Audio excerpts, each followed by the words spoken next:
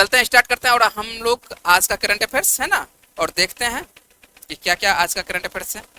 और आज तारीख हो जाता है, कितना तारीख है, 23 मई 2025 है। तो हम लोग देखेंगे कि 23 मई 2025 से कौन कौन सा current affairs important current affairs है ना। चलिए बातचीत करते हैं पहले क्वेश्चन से। और पहला क्वेश्चन है हम लोग का दिवस से ही संबंधित है। अंतर्राष्ट्रीय जैव विविधता दिवस जो है प्रतिवर्ष कब मनाया जाता है? तो अंतर्राष्ट्रीय जैव विविधता दिवस प्रतिवर्ष कब मनाया जाता है? 22 मई को मनाया जाता है। कोई दिक्कत? आइए देख लेते हैं। यह दिन जो है जैव विविधता के संरक्षण और उसके महत्व और वैश्विक पारिस्थितिकी तंत्र में उसकी भूमिका के बारे में जागरूकता फैलाने के उद्देश्य से मनाया जाता है। ठीक है। और वर्ष 2000 में संयुक्त राष्ट्र महासभा ने 22 मई को जो है अंतर्राष्ट्रीय जैव विविधता दिवस के रूप में इसे घोषित किया था। कोई दिक्कत? तो आपको याद रखना है, ये जो है हम लोग मनाते हैं, किस लिए मनाते हैं? तो जैव विविधता के संरक्षण, उसके महत्व और वैश्विक पारिस्थितिकी तंत्र में उसकी भूमिका के बारे में जागरूकता फैलाने के उद्देश्य से ये मनाया जाता है। और वर्ष 2000 में संयुक्त राष्ट्र महासभा ने जो है 22 मई को अंतर्राष्ट्रीय जैव विविधता दिवस घोषित किया था। और यह तिथि जो है इसलिए चुनी गई है 22 मई का, क्योंकि 22 मई 1992 को जैव विविधता पर जो है संयुक्त राष्ट्र कन्वेंशन को क्या अपनाया गया था। ठीक है। तो आइए हम लोग एक दो लाइन में और देख लेते हैं कि जैव विविधता क्या है। जैव विविधता क्या है? तो जैव विविधता का अर्थ क्या होती है? तो ये पृथ्वी पर पाए जाने वाले सभी जीवों, जैसे कि पौधों, पशु और जितने भी सूक्ष्म जीव हैं, सभी की विविधता के बारे में हम लोगों को क्या होना चाहिए? जानकारी होना चाहिए। तो विविधता का सीधा याद रखना है कि जैव विविधता किसको कहेंगे? सभी चीजों की विविधता के बारे में। ठीक है। इसमें जो है उनके जीन, प्रजातियों और पारिस्थितिकी तंत्रों की विविधता शामिल होती है। सभी को शामिल किया गया है। यह प्रकृति का जो है संतुलन बनाए रखने और पारिस्थितिकी सेवा प्रदान करने और मानवीय जीवन को कह सकते हैं कि समर्थन देने में ये महत्वपूर्ण भूमिका निभाती है। और इस वर्ष का 2025 का आपको याद रखना है, क्या रखना है? थीम याद रखना है। थीम बोले थे कि जिसका इंपोर्टेंट थीम रहेगा, थीम हम लोग उसको लेके चलेंगे। सभी का थीम नहीं देते हैं, जिसका थीम इंपोर्टेंट रहता है उसको देते हैं। तो प्रकृति के साथ क्या करना है? सामंजस्य और सतत विकास। इसका थीम क्या है? अंतर्राष्ट्रीय जैव विविधता दिवस का थीम क्या है? तो प्रकृति के साथ सामंजस्य और सतत विकास। तो आप लोगों के लिए जो है जैव विविधता का ये जो प्रश्न है कि जैव विविधता दिवस कब मनाई जाती है, ये आप लोगों के लिए इंपॉर्टेंट प्रश्न है। और आपको बार बार बोलते हैं कि ये प्रश्न जो है पूछा जाता है कि जैव विविधता दिवस इंग्लिश में क्या बोला जाता है? बायोडायवर्सिटी, है ना। तो ये सिंपल है, आपको याद रखना है। और बार बार ये बहुतों बार पूछा गया है कि जैव विविधता दिवस, इसलिए इसमें थोड़ा सा एक दो लाइन एक्स्ट्रा बात किए हैं।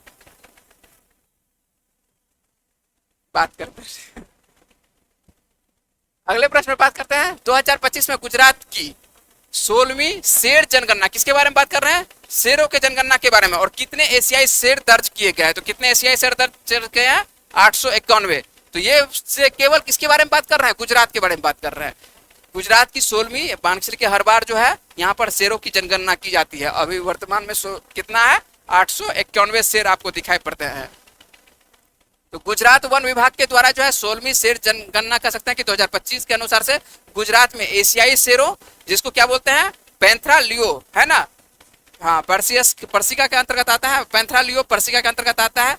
इतना कम से कम आपको याद रहना चाहिए, पैंथरा लियो। ठीक है, पैंथरा लियो शेर, लायन के लिए संख्या 5 वर्षों में जो है 674 से बढ़कर 891 हो गई। तो ये तो आपको डाटा है, कोई दिक्कत नहीं है। गुजरात वन विभाग के द्वारा जारी आंकड़ों से पता चलता है कि वर्तमान में जनसंख्या 196 क्या है? नर है। 330 क्या है?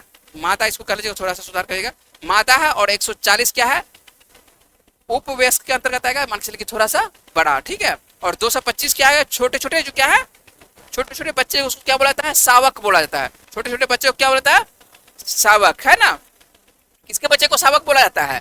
शेर के बच्चे को। एकदम छोटा सा बिल्ली जैसा दिखाई पड़ेगा, है ना, उसको क्या बोला जाता है? शावक बोला जाता है। उसको उठा के गोदी करके लेकर लाकर रूम में रख सकते हैं ना। और ये कौन सा है? एनिमल किंगडम के अंतर्गत कौन सा जानवर है ये? ठीक है, पैंथरा लियो, है ना, पैंथरा लियो। आप लोगों को याद रखना है, वैज्ञानिक नाम के साथ याद रखना है। लायन तो सब आप बच्चा बोलेगा कि लायन है, ठीक है, लेकिन आपको पैंथरा लियो बोलना है। ठीक है, आप लोग बच्चे, चलिए कोई बात नहीं, आगे चलते हैं हम लोग। लाल सागर क्षेत्र में क्या कहते हैं? युद्ध विराम के बाद, ठीक है, युद्ध विराम के बाद किस प्रमुख समुद्री मार्ग ने बड़े कंटेनर जहाजों को जो है आकर्षित करने के लिए 15% कह सकते हैं कि छूट प्रदान किया है? तो किसके द्वारा? कौन सा नहर के द्वारा? सुएज नहर। सुएज नहर आप लोग पढ़ते होंगे किसमें? ज्योग्राफी में, है ना। तो ज्योग्राफी में आप लोग पढ़ते हैं किसको किसको जोड़ता है, चलिए बता ही दीजिए किसको किसको, किसको किसको जोड़ता है? लाल सागर और भूमध्य सागर को जोड़ता है। सुएज नहर जो है भूमध्य सागर और किसको जोड़ता है? लाल सागर को। शॉर्ट में लिखते हैं तो एसपीएल के रूप में लिख सकते हैं कि एसपीएल है ना। सुएज नहर जो है भूमध्य सागर और लाल सागर को जोड़ने का काम करता है, कोई दिक्कत नहीं है। आइए हम लोग देख लेते हैं। सुएज नहर जो है प्राधिकरण, सुएज नहर प्राधिकरण कह सकते हैं कि लाल सागर सुरक्षा में संकट प्रभावित समुद्री यातायात को पुनर्जीवित करने के लिए 15 मई 2025 से जो है बड़े मालवाहक जहाजों के लिए पारगमन शुल्क पर जो है 15% का क्या कर दिया? छूट की घोषणा किया। और यह कदम जो क्यों लिया गया? तो यह कदम जो है अमेरिका के और ईरान के बीच में क्या होता है? बीच में बैठक होती है, दोनों के बीच में क्या होती है? बैठक होती है। तो अमेरिका और ईरान में समर्थित हौथी, ये जगह का नाम है हौथी, ठीक है। ये आपको जो दिखाई पड़ रहा है अमेरिका और ईरान समर्थित हौथी विद्रोहियों के कह सकते हैं कि विद्रोहियों के बीच में क्या होती है? अस्थायी विद, यहाँ कह सकते हैं युद्ध विराम, एक तरह से कह सकते हैं कि युद्ध विराम के बाद ये उठाया गया है, जिन्होंने वाणिज्यिक जहाजों को निशाना बनाकर शिपिंग को बाधित किया था। तो ये जो है युद्ध विराम के बाद जो है ये फैसला लिया गया कि 15% क्या क्या है यहाँ पर छूट प्रदान किया गया। किसमें? लाल सागर के क्षेत्र में, ठीक है। लाल सागर में कौन से? सुएज नहर के बारे में बात कर रहे हैं ना। तो सुएज नहर आप लोग पढ़े होंगे आप लोग, ठीक है। तो सुएज नहर किसको किसको जोड़ती है एक बार फिर से बता दीजिए जल्दी से? लाल सागर और भूमध्य सागर को जोड़ती है ना, एसपीएल। शॉर्ट में एसपीएल याद रखिएगा। चलते अगले बात प्रश्न पर बात करते हैं। साइबर वित्तीय धोखाधड़ी के मामलों में, है ना, एफआईआर पंजीकरण में तेजी लाने के उद्देश्य से E0, अब आते हैं डायरेक्ट, बहुत सारा नाम लिखा हुआ है लेकिन आपको याद रखना है E0 एफआईआर। कौन सा एफआईआर? E0 FIR. तो E0 एफआईआर पहल किसने शुरू किया है? तो अमित शाह। अमित शाह वर्तमान में कौन से मंत्री हैं? गृह मंत्री हैं। तो हम लोगों के जो गृह मंत्री हैं वर्तमान में अमित शाह, और ये इन्हीं के द्वारा जो है 20 मई 2025 को जो है साइबर वित्तीय धोखाधड़ी के प्रति जो है भारत की प्रतिक्रिया को बढ़ाने के लिए प्रयास किया गया है ना। और इस बार का मुख्य उद्देश्य देखते हैं तो ऑनलाइन वित्तीय धोखाधड़ी की बढ़ती चुनौतियों का क्या करना है, यहाँ पर समाधान करते हुए साइबर अपराध का पता लगाना है। आप लोगों को भी कभी कभी आता होगा, फोन आता होगा, है ना, ठीक है, ठीक है। तो क्या कहते हैं, धोखाधड़ी करता है, मोबाइल से पर धोखाधड़ी करता है, कौन सा में ठगने का काम करता है बहुत सारा। तो इसी को क्या करना है, इसी पर क्या कर रहा है, ऑनलाइन वित्तीय, यहाँ पर लिखा हुआ है ऑनलाइन वित्तीय धोखाधड़ी की बढ़ती चुनौती का क्या करना है, समाधान करते हुए साइबर अपराध का पता लगाना है। और अभियोजन को मजबूत करने के इसका उद्देश्य है।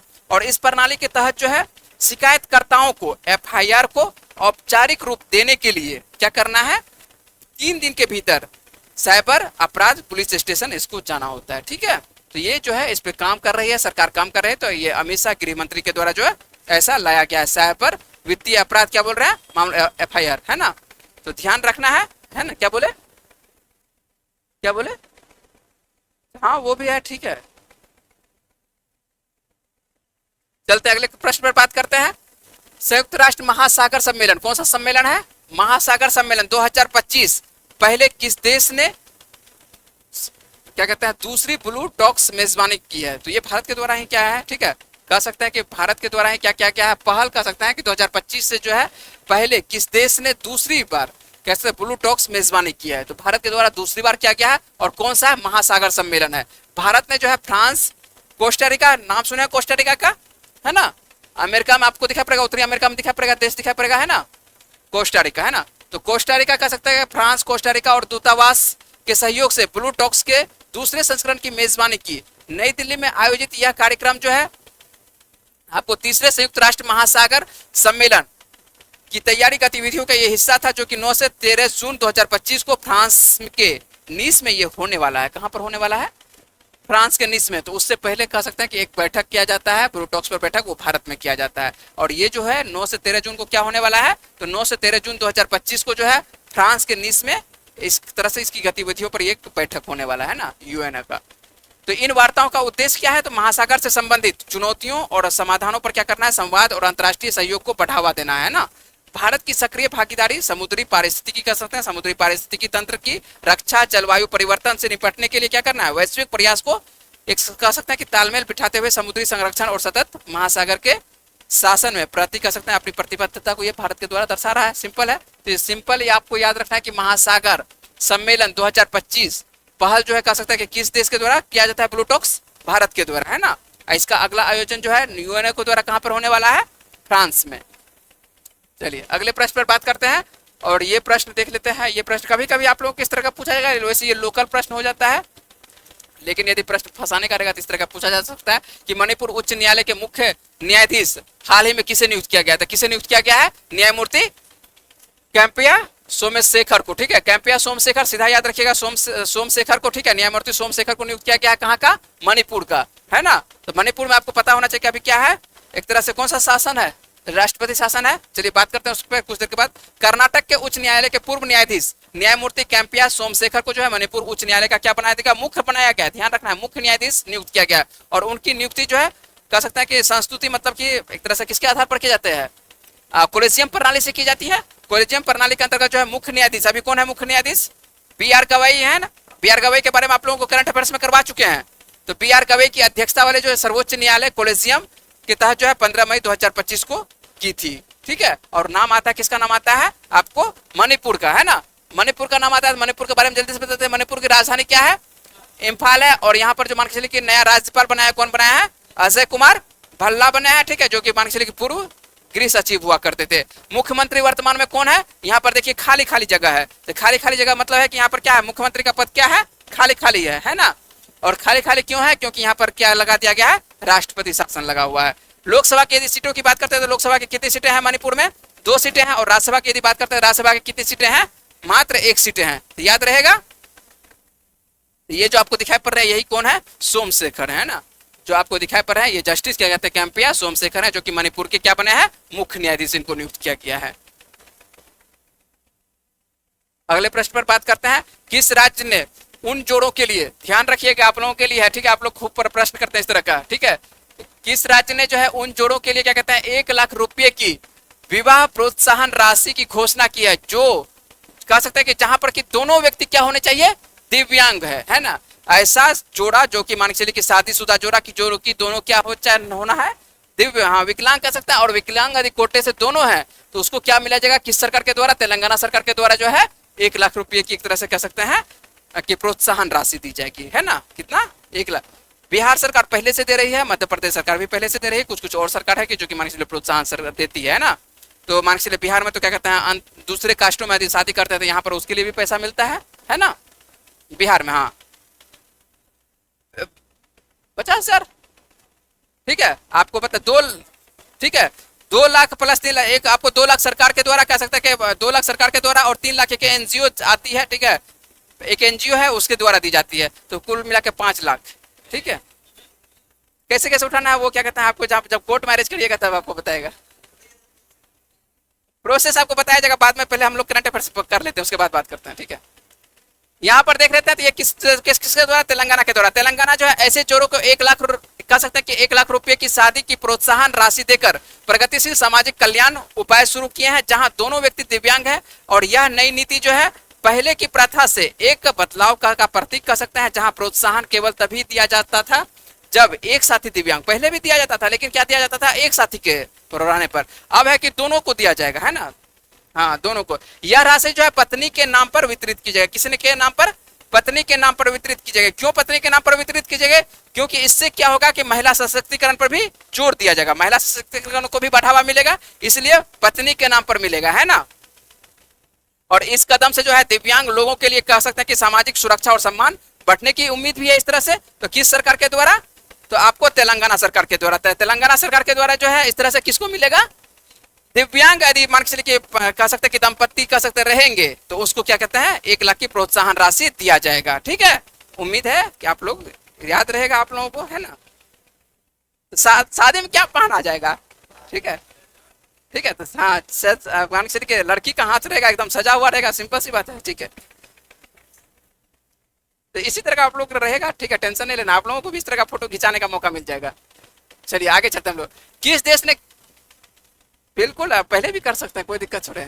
चलिए, किस देश ने क्या कहता है लंबी दूरी के मिसाइल खतरों से सुरक्षा के उद्देश्य देख लेते हैं। ये आपको नेशनल क्वेश्चन है, देख लीजिए ध्यान से। किस देश ने लंबी दूरी के मिसाइल खतरों से सुरक्षा के उद्देश्य $175 बिलियन के गोल्डन डोम, याद रखना है कि गोल्डन डोम के बारे में बात कर रहे हैं, गोल्डन डोम मिसाइल की कवच की घोषणा की है। तो किसके द्वारा? संयुक्त राज्य अमेरिका के द्वारा। क्या है गोल्डन डोम? आइए उस पर बात कर लेते हैं। तो संयुक्त राज्य अमेरिका जो $175 बिलियन की एक बड़ी पहल का अनावरण क्या है, जिसे गोल्डन डोम मिसाइल रक्षा कवच के नाम से जाना जाता है। क्या है? बात करते हैं। तो राष्ट्रपति कौन है वर्तमान में? डोनाल्ड ट्रंप हैं और इनके द्वारा घोषित किया गया कि इस महत्वाकांक्षी परियोजना को देश की अंतरिक्ष या दूर के महाद्वीपों से आने वाली मिसाइलों के, जो लंबी मिसाइलें होती है तो वाली मिसाइलों सहित लंबी दूरी के मिसाइलों को खतरों से बचाने के लिए कह सकते हैं कि डिजाइन किया गया है। ये जो आपको डोम तैयार किया गया, सिंपल याद रखिए, डोम किस लिए तैयार किया गया है कि मान लेते हैं कि उत्तर कोरिया कहता है कि हम यहीं से क्या कहते हैं अमेरिका को क्या कर देंगे, तो तहस नहस कर देंगे, तो उसके लिए एक बनाएगा, प्रणाली बना रहा है कि किसी भी मान के लिए महाद्वीप से यदि कोई अमेरिका को उड़ाने की कोशिश करेगा तो इसको पहले ये पता चल जाएगा, है ना। किसको पता चल जाएगा? डोम प्रणाली को, है ना। इसी के लिए इस पे ये खर्चा करने वाला है। तो अभी तक ऐसा नहीं है इसके पास, तो ये भी क्या कर रहा है, बनाने की ये योजना है। तो आने वाले दिनों में इसको एक तरह से कह सकते हैं कि इसके लिए सुरक्षा का काम करेगा, है ना। तो ये जो आप तैयार कर रहे हैं, तो ये डिजाइन तैयार किया गया किसका? हाँ, ये दूसरी बार क्या कहते हैं आपको जो राष्ट्रपति दिखाई पड़ रहे हैं, डोनाल्ड ट्रंप जो दिखाई पड़ रहे हैं, क्या कहते हैं अमेरिका के दूसरी बार। अमेरिका में एक व्यक्ति कितनी बार राष्ट्रपति बन सकता है? 2 बार ही बन सकता है। 4-4 वर्षों का कार्यकाल होता है, मात्र 4 वर्षों का, तो एक व्यक्ति 2 बार बन सकते हैं, है ना। और ये जो है अमेरिका के 47वें क्या है, राष्ट्रपति हैं, है ना। तो अमेरिका का अगर कानून बदलना तो आसान नहीं है ना, थोड़ा सा कठिन है, ठीक है। तो आइए मान चलिए कि देख लेते हैं, तो यहाँ पर आपको समझ में आ चुका होगा। चलते हैं, तो याद रखना है कि गोल्डन डोम किसके लिए, किसके द्वारा, ठीक है, और क्या काम करेगी।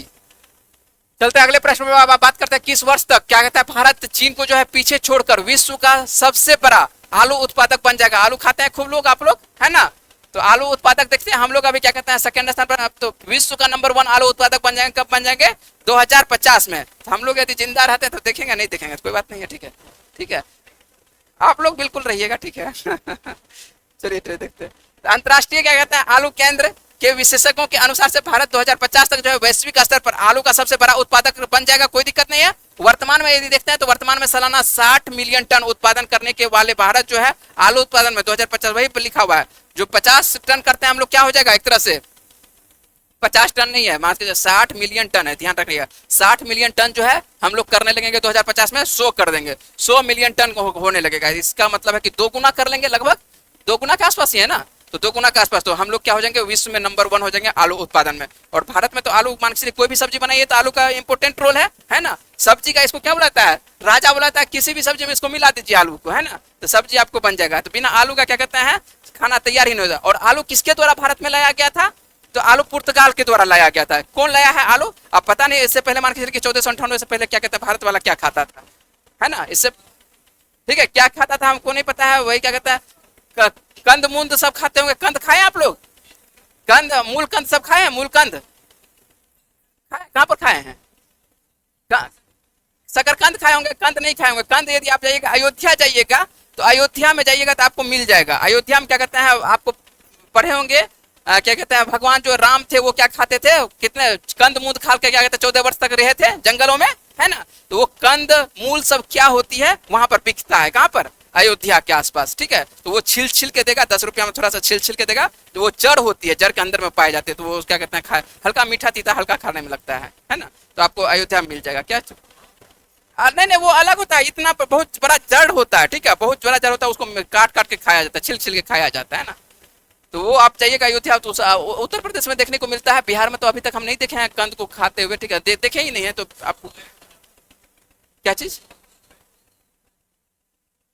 वो अलग है, वो क्या कहते हैं हम कंद उसके बारे में बात कर रहे हैं। वो क्या कहते हैं जो कि क्या कहते हैं वो यूज किया गया है किसमें, ये रामायण सब में, है ना, उसके बारे में बात कर रहे हैं, ठीक। क्या चीज बात करेंगे, क्या आप बोल रहे हैं नहीं समझ में आ रहा है, ठीक है। क्या डुमई? चलिए बात करते हैं। यहाँ पर ये लंबा वीडियो हो जाएगा 1 मिनट। तो ये आप चलिए चित्र तो समझ रहे हैं। देखिए यहाँ पर चित्र में क्या लिखा हुआ है, अभी वर्ष चीन क्या है, भारत लिखा हुआ है, ठीक है। तो 1960 का ये दशक दिखाया हुआ है और वर्तमान में 2020 का क्या है 78 दशमलव और क्या है 51.5। हम लोग मान के वही 50 के आसपास ही है, 60 भी नहीं कर पाते, 50 ही आसपास करते पाते हैं, ठीक है। तो 2020 का है, 2000 मान के लिए है कब 2025 में मान लगभग वही 60 के आसपास है। तो 2060 और 2050 तक में कितना रखेंगे हम लोग? 2050 तक में ऐसा उम्मीद है कि लगभग 100 के आसपास पहुंच जाएंगे, है ना। तो ये ध्यान रखना आप लोगों को। तो हम लोग चीन को आगे पीछे छोड़ेंगे। चलिए हम लोगों का 10वां क्वेश्चन है, देख लेते हैं 10वां क्वेश्चन क्या है। 24वीं हिंद महासागर और कौन सा है रिम एसोसिएशन। ये आपको बहुत बार क्या कहते हैं, बहुत बार तो नहीं कह सकता है, लेकिन ये परीक्षा में पूछा गया प्रश्न है, तो आपको ध्यान रखना है। रिम एसोसिएशन की मंत्री परिषद की बैठक कहाँ आयोजित की गई? तो ये कहाँ पर की गई है? तो श्रीलंका में की गई है ना। तो क्या कहते हैं, हिंद महासागर रिम एसोसिएशन मंत्रिपरिषद की 24वीं बैठक जो है, देखते हैं 24वीं बैठक है, तो इसका मतलब है कि इससे पहले बहुतों बार हो चुका है, 23 बार हो चुका है, तो किसी न किसी परीक्षा में पूछा गया होगा, तो बहुत परीक्षा में पूछा गया है ना। ये जो है क्या होती है कि भावी पीढ़ी के लिए टिकाऊ हिंद महासागर विषय के तहत जो है पूरे क्षेत्र के उच्च स्तरीय प्रतिनिधि एक साथ आते हैं। भारतीय कहता है प्रतिनिधि मंडल का नेतृत्व कौन करते हैं, तो यहाँ पर जो है सचिव है पी कुमारन, है ना, इन्हीं के द्वारा क्या जाता है, जो वर्तमान में कह सकते हैं कि उपाध्यक्ष और IORA के क्या है, ये ट्रोइका के सदस्य के रूप में ये कार्य कर रहे हैं। तो 2025 तक यदि भारत देखते हैं कि 2025 तक या 25-27 तक कि इसके पास अध्यक्षता का ग्रहण रहेगा, किसके पास, ये भारत, एक लाइन यहाँ पर फिर से आ जाते हैं। भारत जो सोच रहा है, क्या सोच रहा है कि भारत वर्तमान में IORA का उपाध्यक्ष है, और इसका जो है अध्यक्षता कौन सोच रहा है कि भारत सोच रहा है कि अध्यक्षता किसके पास है, 25 से 27 वाला किसके पास है, भारत। यदि भारत के पास आएगा तो भारत अध्यक्षता करेगा। अभी कौन कर रहा है अध्यक्षता, श्रीलंका किया जा रहा है। इस बार जो रिम का एसोसिएशन का अध्यक्षता किया गया, किसके द्वारा, श्रीलंका के द्वारा अध्यक्षता किया गया। तो जो भारत के कुछ कुछ सदस्य थे जो क्या है इसमें भाग लेते हैं। आइए हम लोग क्या कहते हैं, जो करंट अफेयर्स देख रहे हैं वीडियो पर, और उनके लिए आपको बता देते हैं कि उनको कल तो नहीं मिला था ना करंट अफेयर्स, PDF मिला हुआ है। PDF से आप पूरी कहानी है, तो पूरी कहानी आपको PDF में मिल जाएगा टेलीग्राम चैनल पर, जस्ट लिंक दिया गया है, तो वहां पर आप पढ़ सकते हैं टेलीग्राम चैनल से। लेकिन आपको हम शॉर्ट में बात कर लेते हैं, यहाँ पर एक बार बात कर लेते हैं जल्दी से कि कल का इंपॉर्टेंट क्वेश्चन है कि क्या क्या हम लोग पढ़े थे कल का, है ना। तो यहाँ पर कहानी नहीं करेंगे, जस्ट हम लोग वन लिनियर में देखेंगे कि वन लिनियर में क्या क्या क्वेश्चन है। तो अंतर्राष्ट्रीय चाय दिवस आप लोग पढ़ चुके हैं, आप लोग यहाँ पर बताइएगा। अंतर्राष्ट्रीय चाय दिवस के बारे में बात करते हैं कि अंतर्राष्ट्रीय चाय दिवस प्रतिवर्ष कब मनाया जाता है, 21 मई को। स्पीड में करेंगे, है ना, शॉर्ट कर लीजिएगा, ठीक है। चलते हैं, भारत में हर साल जो है राष्ट्रीय आतंकवाद विरोधी दिवस कब मनाया जाता है, ये भी 21 मई को मनाया जाता है ना। किसके यहाँ पर कब किसकी मृत्यु हो जाती है, 1991 में आपको बताया था। आतंकवाद जो विरोधी दिवस है, राजीव गांधी की हत्या के मानसिक के पुण्यतिथि के दिवस पर कहते हैं मनाते हैं हम लोग, है ना। हाल ही में क्या कहते हैं, किस भारतीय राज्य को पूर्ण साक्षर राज्य घोषित किया गया, ये प्रश्न आपके लिए इंपॉर्टेंट है। तो आपको ध्यान रखना है कि भारत में किस राज्य को क्या कहता है पूर्ण साक्षर घोषित किया गया, किसको, मिजोरम को। कौन से राज्य को, मिजोरम को। और अगले प्रश्न पर बात करते हैं कि अगला प्रश्न कल क्या दिए थे, तो हाल ही में किस भारतीय लेखिका ने अंतर्राष्ट्रीय बुकर पुरस्कार 2025 का ये कह सकते हैं कि सम्मान जीता है, किसके द्वारा, भानु मुश्ताक के द्वारा। किसके द्वारा, हाँ, लगभग 77 वर्ष की है, क्या कहता है, बानू मुश्ताक, और इनके द्वारा क्या कहता है ये पुरस्कार जीता गया, कौन सा, अंतर्राष्ट्रीय बुकर पुरस्कार 2025, याद रहेगा। अगले प्रश्न पर बात करते हैं, प्रधानमंत्री नरेंद्र मोदी किस योजना के तहत पुनर्विकसित 103 रेलवे स्टेशनों का उद्घाटन करेंगे, तो अमृत भारत स्टेशन योजना। आपको बहुत सारे कुछ स्टेशन आपको दिखा दिए थे चित्र पर, लेकिन यहाँ पर बात नहीं करेंगे। आप लोग जो नहीं देखे हैं, आप वीडियो जो है वो किससे पढ़ सकते हैं, आप PDF से अपनी सुविधा के अनुसार से पढ़ सकते हैं, वहां पर पूरा कहानी किए हुए हैं चित्र के साथ। और बात कर लेते हैं क्या क्या प्रश्न देखे थे कल, सभी प्रश्न को एक बार दोहरा लेते हैं।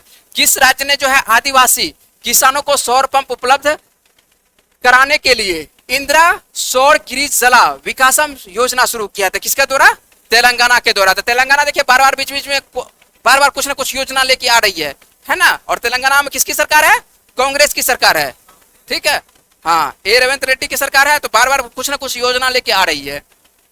2023 के क्या कहते हैं, गृह युद्ध के बाद सूडान के पहले प्रधानमंत्री के रूप में किसे नियुक्त किया गया है, तो कामिल इदरीस को। इसके बारे में भी कल प्रश्न दिए थे, कामिल इदरीस कहाँ के प्रधानमंत्री बने हैं, तो आपको सूडान के। हाल ही में किसे 2025-26 के कार्यकाल के लिए चौथी बार सुप्रीम कोर्ट बार एसोसिएशन का अध्यक्ष नियुक्त किया गया, तो किसे नियुक्त किया गया, विकास सिंह को नियुक्त किया गया है। अगले प्रश्न पर बात करते हैं, कल जो बात किए थे धानुका एग्रीटेक जो है किस फसल के लिए दिनकर नामक शाकनाशी लॉन्च किया है, तो दिनकर नामक शाकनाशी को किसके द्वारा लॉन्च किया, धान का खेत है ना, तो धान के खेत के लिए शाकनाशी लॉन्च किया है दिनकर। उम्मीद है कि आप लोगों को सब याद आ रहा होगा।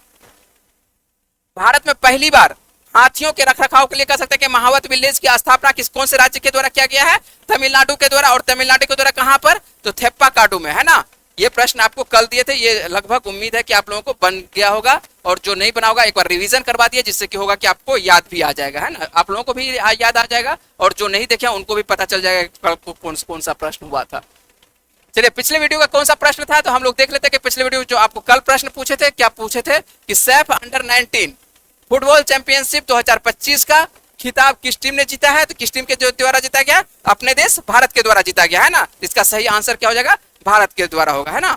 चलते हैं हम लोग देखते हैं आज का क्या प्रश्न है, तो उसके बारे में। और ये प्रश्न हम लोग आपको कल करवाए थे, एक बार फिर से आज भी करवाए हैं, शॉर्ट में आज भी करवाए हैं। एक बार देख लेते हैं कि पूर्वोत्तर भारत के किस राज्य को पूर्ण साक्षर राज्य घोषित किया गया है। इस प्रश्न का जवाब आपको देना है कहां पर, कमेंट बॉक्स में देना है। यदि आपको वीडियो अच्छा लगेगा तो वीडियो को क्या करना है, लाइक करना है, सब्सक्राइब करना है, ठीक है। और यदि आप थोड़ा सा कर सकते हैं अपने दोस्तों के साथ शेयर भी कर सकते हैं, है ना। बिल्कुल शेयर करना है, शेयर कर दीजिएगा अपने दोस्तों के साथ। आप आपका जो ग्रुप होगा उसके साथ आप शेयर कर देना है, ठीक है। मिलते हैं हम लोग करंट अफेयर्स के वीडियो में अगले क्लास में।